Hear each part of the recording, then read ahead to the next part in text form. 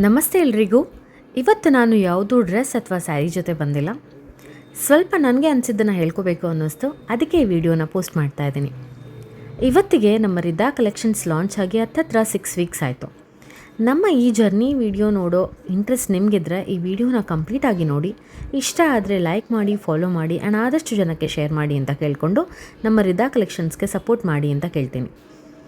ಶುರುನಲ್ಲಿ ನಮಗೆ ಅಂದರೆ ನನ್ನ ಪ್ರಾಣ ಸ್ನೇಹಿತೆ ಅಂತಲೇ ಹೇಳ್ಬೋದು, ಗಗನಾಗೆ ತುಂಬ ಈ ಬಿಸ್ನೆಸ್ ಮೇಲೆ ನೆಗೆಟಿವ್ ಥಾಟ್ಸ್ ಇತ್ತು.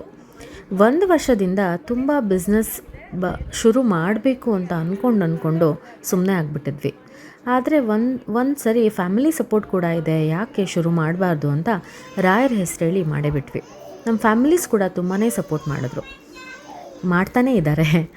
ಏನಾದರೂ ಡಿಫ್ರೆಂಟಾಗಿ ಸ್ಟಾರ್ಟ್ ಮಾಡಬೇಕು ಅಂತ ಯೋಚನೆ ಮಾಡಿದಾಗ ನನಗನ್ಸಿದ್ದು ಇಷ್ಟೇ, 100 ಜನ ಈ ಬಿಸ್ನೆಸ್ ಮಾಡ್ತಾ ಇದ್ದಾರೆ, ಆದರೆ ನಂಬಿಕೆ ವಿಶ್ವಾಸ ಅನ್ನೋದು ತುಂಬ ಮುಖ್ಯ.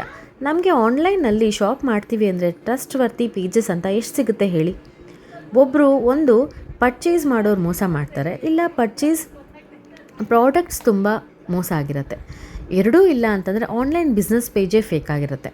ಆ್ಯಂಡ್ ಸಾರಿ, ಕೆಲವರು ಯಾಕಂದರೆ ತುಂಬಾ ಪ್ರಾಮಾಣಿಕತೆಯಿಂದ ಕಸ್ಟಮರ್ಸ್ನ ಟ್ರೀಟ್ ಮಾಡಿ ಬಿಸ್ನೆಸ್ ಮಾಡೋರು ಇದ್ದಾರೆ, ಹಾಗೆಯೇ ಜೆನ್ಯೂನ್ ಕಸ್ಟಮರ್ಸ್ ಕೂಡ ಇದ್ದಾರೆ.